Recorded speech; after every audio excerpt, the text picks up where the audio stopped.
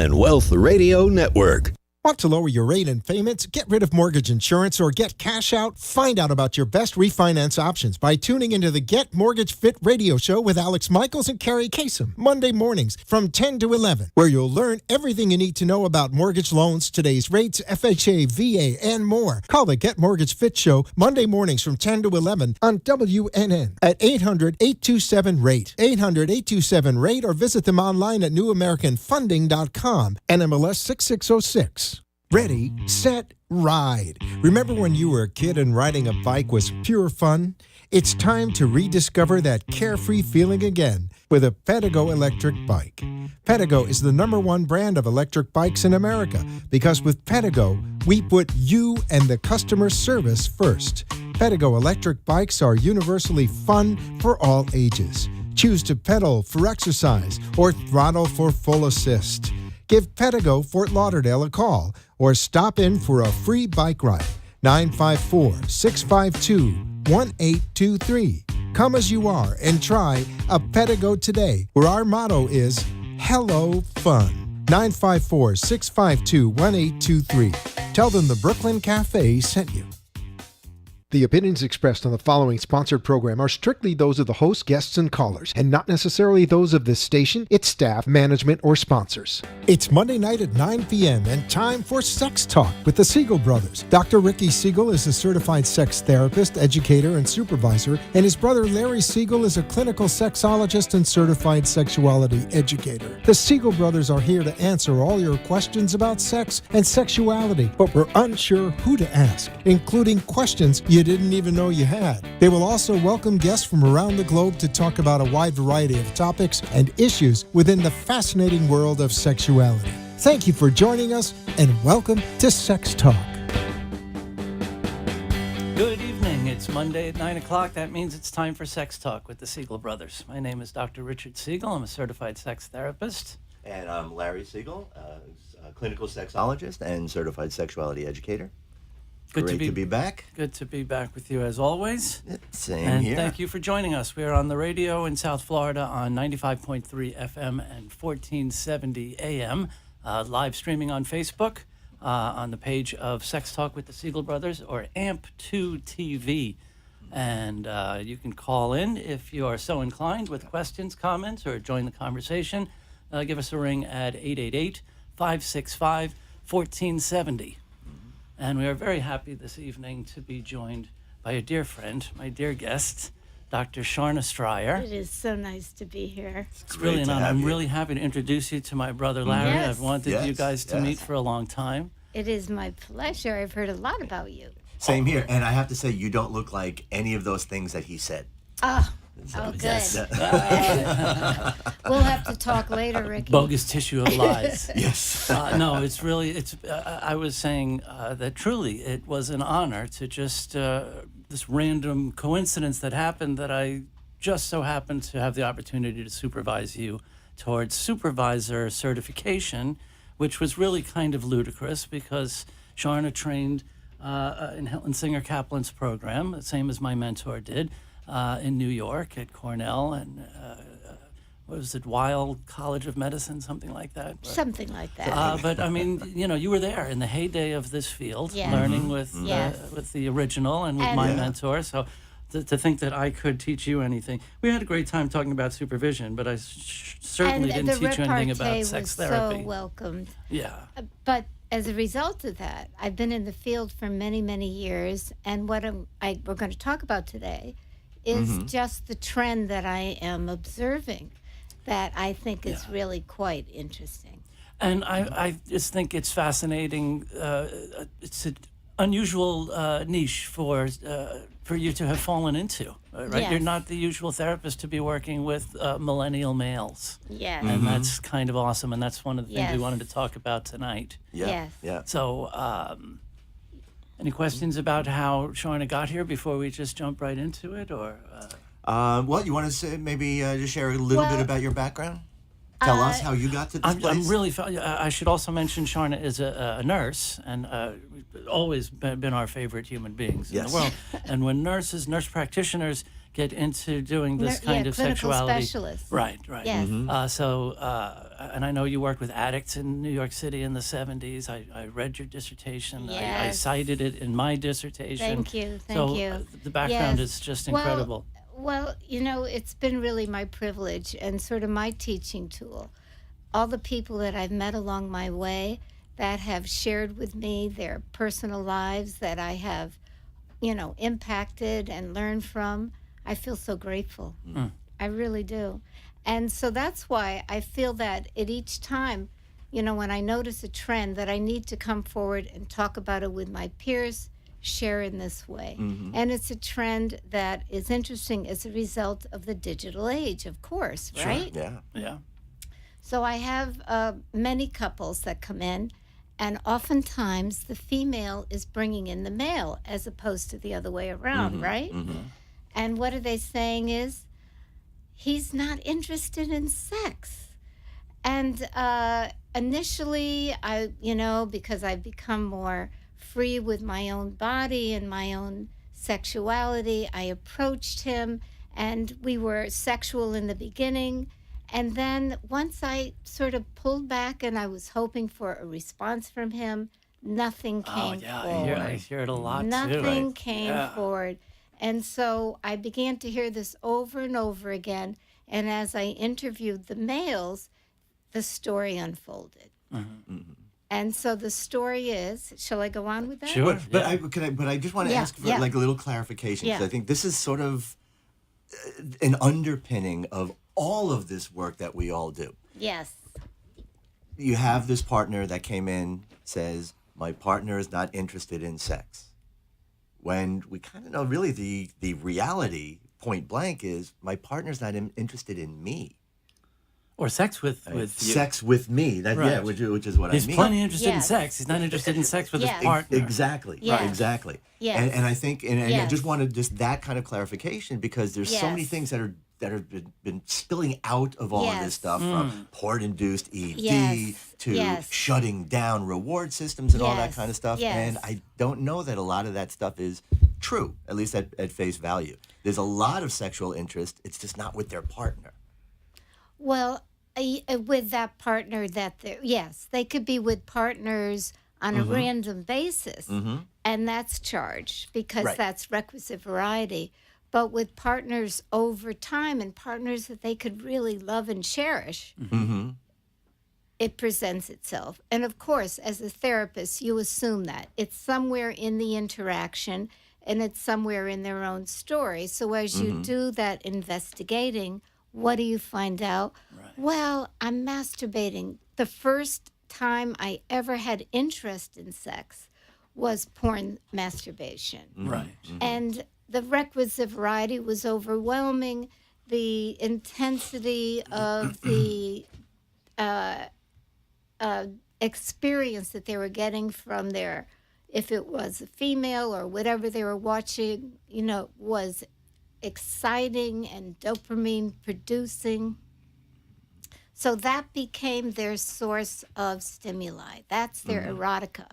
And so what happened is they skipped over something their prior generations learned. They never learned how to fantasize. They never learned how to trigger their own erotic impulses. So when it comes to being with a partner, whoever the partner may be, or partners, what happened is that without the porn sex, they didn't know quite how to trigger the response, and that led into some performance anxiety and problems. They also got too familiar with their own hand, and so that became a problem. Right, can't be reproduced by any other Exactly. body part. They don't know how exactly. Right. They don't know quite how to do that. I always think of that brilliant Charlie Murphy line, may he rest in peace, right? Beat it like it owes me money. Right. That's a problem for a lot of guys because that will never be duplicated in partnered sex, no matter what. Yeah. But you know what the most critical thing is that takes time? It's like you have to do it very delicately. Yeah. Is to Step by step. help them understand that they need to be in touch with the desires of their partner, which they never really had to deal with porn masturbation, And they had to focus in on their own sensations rather than just that visual to visual. Right. Nice. And it seems to me there's a chicken and the egg phenomenon going on here. And I'll just use the term narcissism. So Yeah. is that kind of sexual narcissism a result of creating that template first with, again, the two-dimensional and having that there? Or is that something that was already there and that's why they don't have the intimacy? So in other words, Do did you the know- lack of intimacy help Well, the create the lack of narcissism, or inti- did narcissism create the lack of intimacy? You know, I tend not to use words like that. Intimacy and narcissism. I like intimacy. Narcissism, I think, particularly during these times, is Sure, overplayed. yeah. Overplayed. Right. I mean, self-focus. Well, You know, I find the millennials, which is the primary group that I work with, exciting, bright, entrepreneurial, but along the way, because of really their life experience, they're not interactive. And so, Right. what do you learn when you're not interactive? It's all or about you and interactive your digitally needs. only. Yes, Right. exactly. There's also that whole other level of the delusion of fantasy relationships online. Yes. That I think affects this as well. And, go to Larry's point, part of the egg would be that it's sex ed still for kind of a whole generation. As long as we continue carrying on about sex ed to the point where it doesn't happen in schools, like in the only democracy in the world, that's the only education that the kids are seeing. Exactly. And it isn't education. Right. It's entertainment. And fantasy, but they Right. think it's how-to instructions. Exactly. Right? Yes. This And- is what you do to... Well, what they're learning is that males in particular, they don't really do anything. They just receive. And so then they're in a relationship. And if it's heterosexual, the women are feeling also more empowered. They want their excitement. They want their orgasm. And that is like they're clueless. yeah. And so they have to learn how to read body signals, how to tune in, and what's difficult for them is they don't have the language. So that's important, and that's part of the intervention, is beginning to set the stage of sensory focusing through sensate focus exercises, communication exercises, that kind of thing. All the classics. Yeah. Yeah. But I think have a different significance in the context of this generation. Exactly. Because we can, again, when we look at all the things that we tend to ascribe to millennials, Yes. I think part of the reality, and there's a lot of data that has emerged on this, that as a generation, they're probably the least sexually active. They are open they're sexually in their active. own They're relationships. sexually active in masturbation.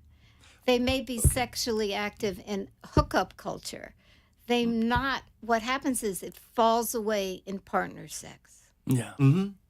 Right. And again, looking at relationships and looking mostly at partnered sex, we see, and even just across the board, the rate of sexual activity with this generation is lower than we've ever seen it.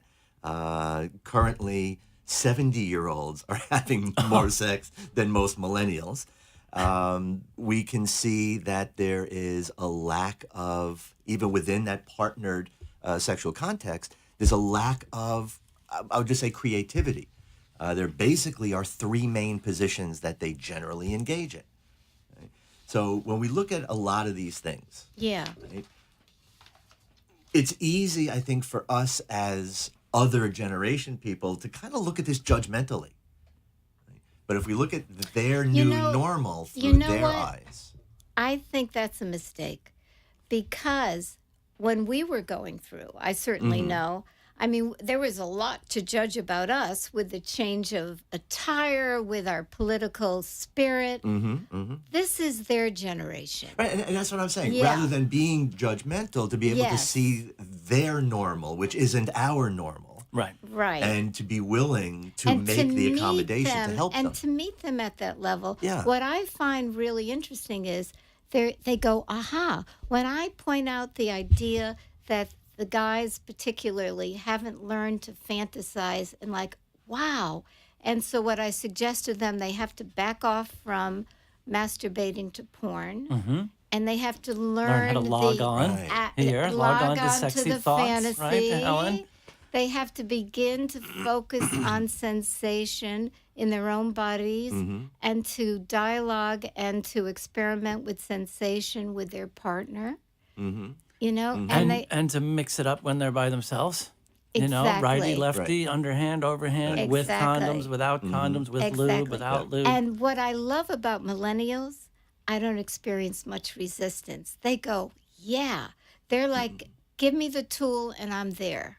I must say that is unique, You know, and it's I funny appreciate. too. Tell me if you don't see this also with the kids.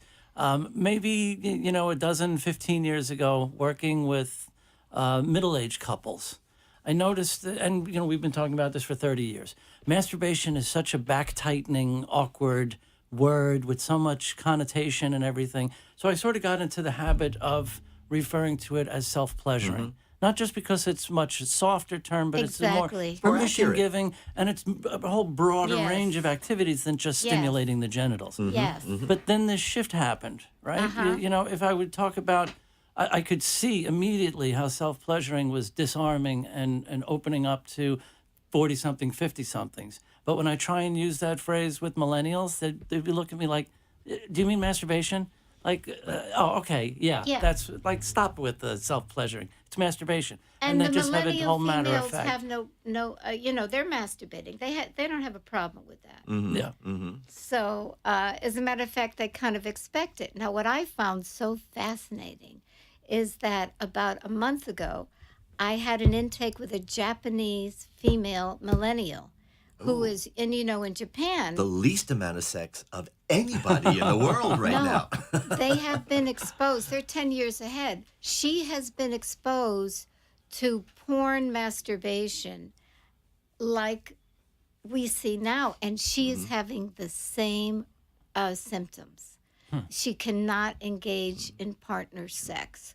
And again, it was the same kind of intervention. Hey, the joy is in the fascination and triggering the erotica.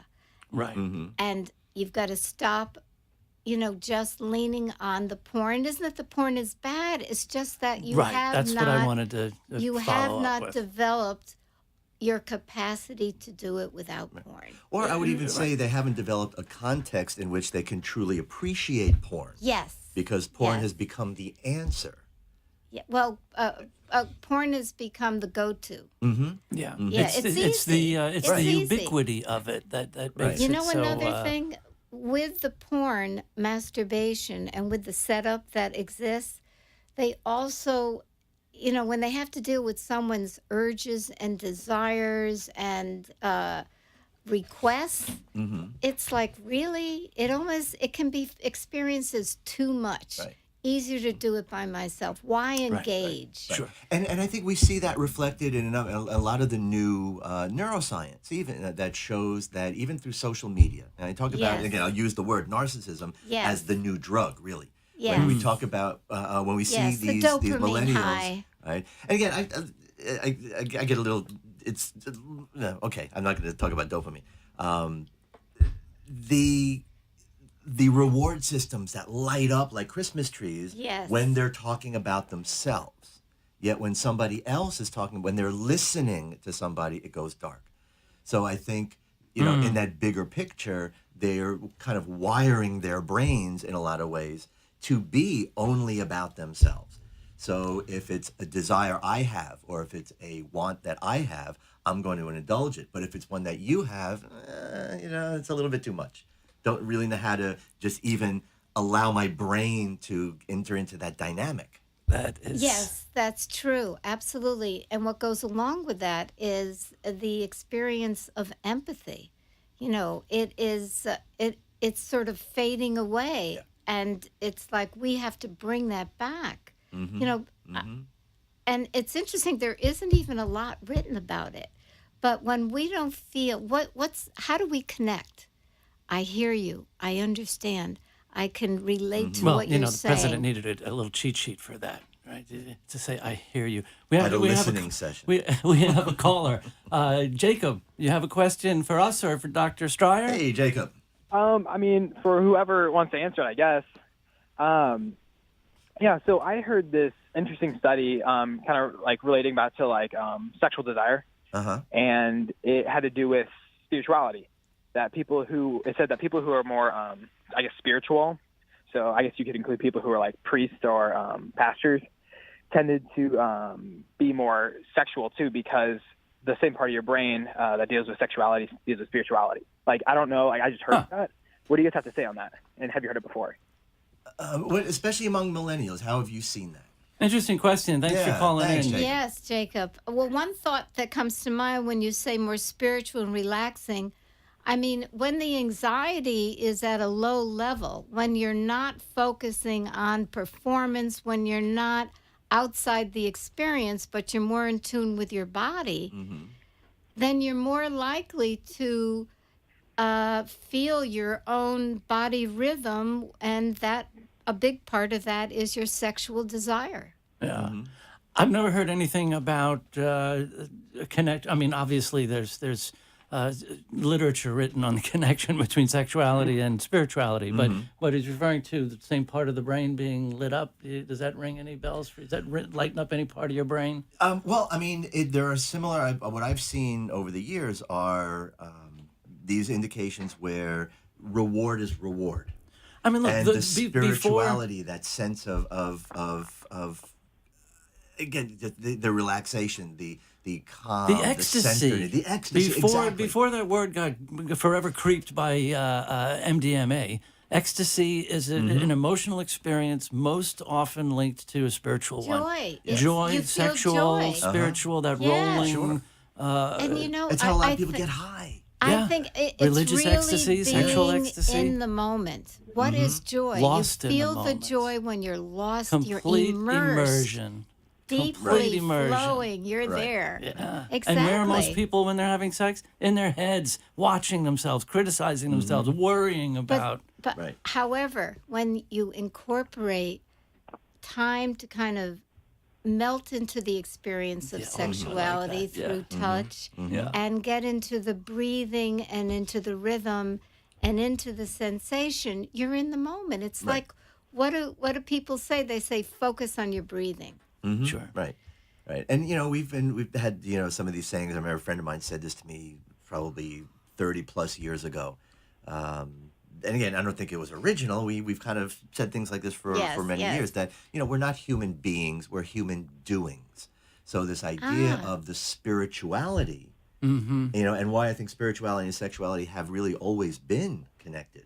Remember in the past, and to be honest with you, pre-Christianity, sexuality was often the way to achieve spirituality.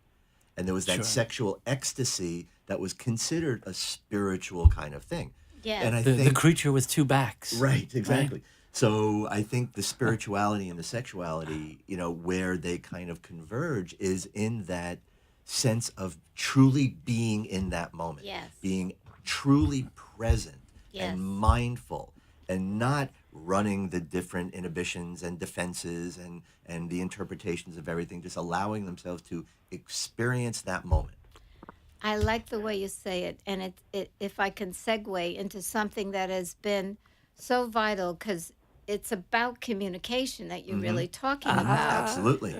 And Spot on. I was just working- being mindful of the time and was going to try and segue. Yes. You're right on it. I call it Beautiful. it came from, I learned from couples. One couple said, okay, we have to call it the 3 Ps of effective communication, because that goes across the board. And one is paraphrasing. So what I hear you say is that Right. you have to be mindful of time right now, Ricky, because we're coming to the end of it. Is that right? So I better, I guess plug in this stuff. Is that what you're saying? All those therapy cliches that people are Roger's so quick to active bust listening. on Yes. work. They're cliches because they work. Because Right. when you paraphrase, one, you showing that you're listening. It's validating. Two, secondly, you're clearing the distortions that you hear, the miscommunication. Making sure you and understand, three, right? you don't get into your own stuff of defending. Right. Right. And that's where the fight starts. When everybody's Exactly. defending and the claws And come then out. what they're defending is their misinterpretations. That's exactly. You know how many times we've heard from couples, and I talk about know. this way too often. This idea of, that's why I will always impose Yes. a rule with couples. Yes. That if whoever said it, Yes. they get to explain it. Exactly. Their meaning and their That's intent is good. the only one that matters. Because how many people will say, well, somebody will say something, and they'll react to that and say, no, that's not what I meant. And the response is, well, that's what I heard. Okay. And now they're off to the races. Exactly. Yeah. And so when you just plug in that paraphrasing, you never even get to that place. Yeah. Now, This- the other one, perception checks, is I have the perception right now that there's a nice, easy flow between us. That's my perception, that you're feeling pretty relaxed. Is that so? Yeah. Okay. All right. Now, if I thought for a minute, if you were my partner and you came through the door and you're like, and I thought, oh my God, he's mad. And I start identifying all the reasons why I think he's mad at me. Right. And I start adjusting my behavior accordingly, we're in trouble. As opposed to me saying, hey, Ricky, you seem a little bit upset. Are you? Yeah. And you say, What's no, going on? I just had a car ride and this guy was really pissing me off on the road and it's nothing you to do following with you. Now, the third is my favorite. This, again, came from another couple. I call it pineapple. This is the third of the 3 Ps. And pineapple is when you get into, like, a rub. You just know the conversation is not working out and you're heading to an argument. And you can't get out of the miscommunication. You say pineapple. Right. And, Like you using have- a safe word. It's Like the kinky safe folks. word. Right. And then it diffuses because it's silly. Well, at that point, you have the choice. You get some water, you go to the bathroom, you walk around the block, you cool off, but you need to come back to the conversation. Absolutely. In fact, if I can take that a step further, what I often also put into it is the person that calls the timeout, the person that says the safe word again, we're talking about calling a timeout, has an obligation to call time back in. Yes. But those breaks are sometimes absolutely necessary, right? We Yes. can, especially when emotions are getting high, we cannot communicate through emotion. Right? Yet that's what also does a lot of people in. Exactly. Well, Exactly. we got to wrap it up. I have to call time myself. Thank boy, you. boy, oh Dr. boy. Sharna Streyer's 3 Ps. Don't you want to say PPP? Sex therapists love to say PP all the time. 3 Ps. Paraphrase. Paraphrasing. Perception. Perception change. Check. Check. Perception check. And And pineapple. pineapple. Right. Awesome. Thank you so much for coming in and It- joining us It was a tonight. pleasure. DrSharnaStryer.com. And so nice to meet you. Same here. And I just want to plug Modern Sex Therapy Institute, where we train sex therapists and physicians, nurse practitioners in sexual medicine and sexuality counseling and sex therapy. You can find out more about that at modernsextherapyinstitutes.com. You've been seeing Kroll a couple times through the show. You can get in touch with me by email at ricky@modernsextherapy.com, or you can even call me 561-809-1080. We will be here next Monday at 9 and every Monday for Sex Talk with the Spiegall Yes, Brothers. indeed. And Excellent. shout out to St. Louis University. Not too many people in South Florida can say they have people listening there. All right. Thank you. Have a great week. Bye. Fun. You've been listening to Sex Talk with the Spiegall Brothers. Join us every Monday night at 9 p.m. on WNN, 1470 AM and 95.3 FM. Or watch live streaming video at AMP2 TV Productions on Facebook, or look for the shows on YouTube. Thanks for tuning in, and we hope you'll join us again next week. The opinions expressed on the preceding sponsored program were strictly those of its hosts, guests, and callers, and not necessarily